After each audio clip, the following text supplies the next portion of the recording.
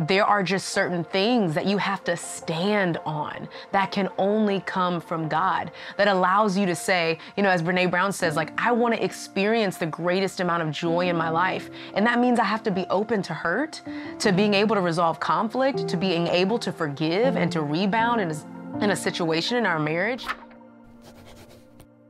Trauma is this, it can be this chronic, like low T trauma that it comes from a long history of either neglect or overreach, right? Like overkill, helicoptering. So you might not have like a big T one where you had like a major incident that you remember, but you do remember kind of having maybe one parent that offered too much and one that didn't offer quite enough.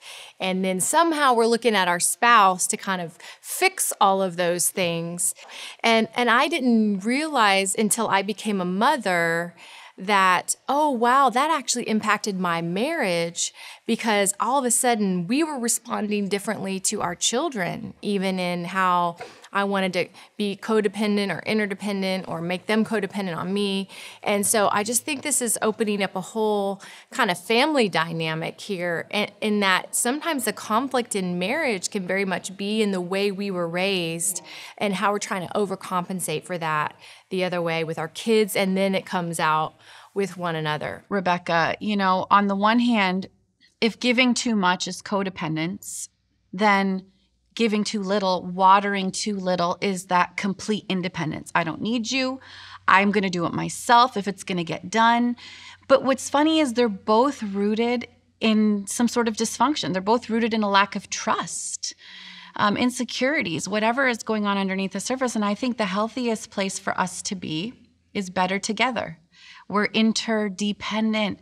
I choose you not because I need you out of desperation, but because I want you, because we're better together. I love that. So good, Debra.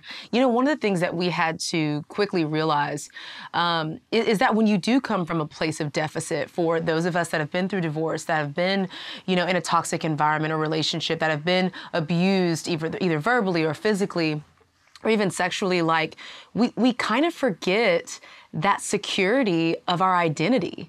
And so when I finally got to a place of security, I remember I had this little notepad and I went to Sam and I'm like shaking and I'm like, he's gonna leave me, but I can do this. And my counselor did this activity with me and she said, what do you want in marriage? How do you want to be treated and talked to? What are the things that's on your list that you would love from your husband? What are your love languages? And I realized, because I had drowned so much in insecurity, I didn't have any of those. And because I didn't have those and didn't voice those, my poor husband was just on a little journey trying to figure out what it is that I needed. And so I just think it's so important when you become interdependent to be able to communicate. Well, what does that mean? What does that look like? What's an area that I can refine to help you and meet a need that you have? But that comes with security and knowing yourself and being deeply known. I love the idea of interdependent, but I don't think we can do interdependent with our spouse unless we're dependent on God.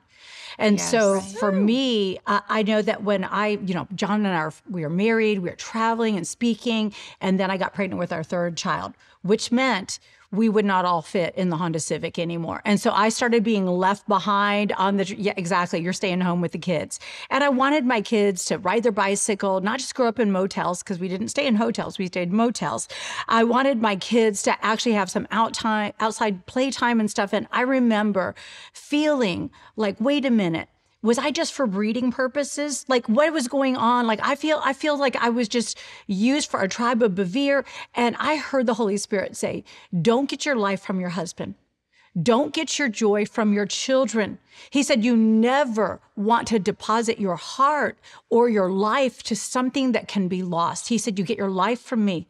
You get your joy from me, not from your circumstances. And I think too many people don't understand that you can't be healthy with another human when you have an unhealthy relationship with God. Yeah. And, you've talked about a father that's abusive and verbally neglected. My dad was more abandoning and terrifying Sicilian. But I remember my husband having to tell me, I'm not your dad.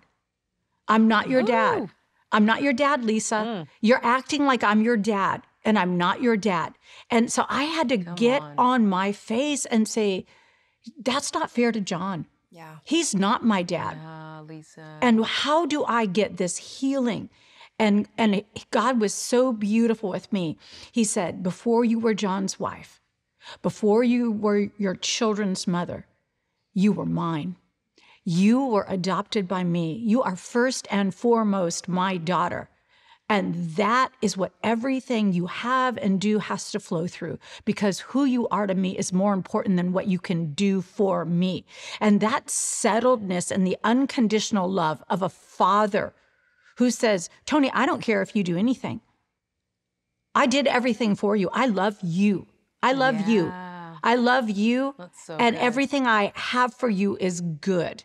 And I think out of that place of wholeness, that spirit of adoption, where we can call Abba Father, then we can be rightly related to our husbands. And I just think too many people make their husbands pay for things that maybe they never actually did. Yeah. You know, they say that the number one reason for divorce is unmet expectations. Expectations, yes. And that, and so that is putting expectation on my husband to fulfill all of my needs. And that's not who he is.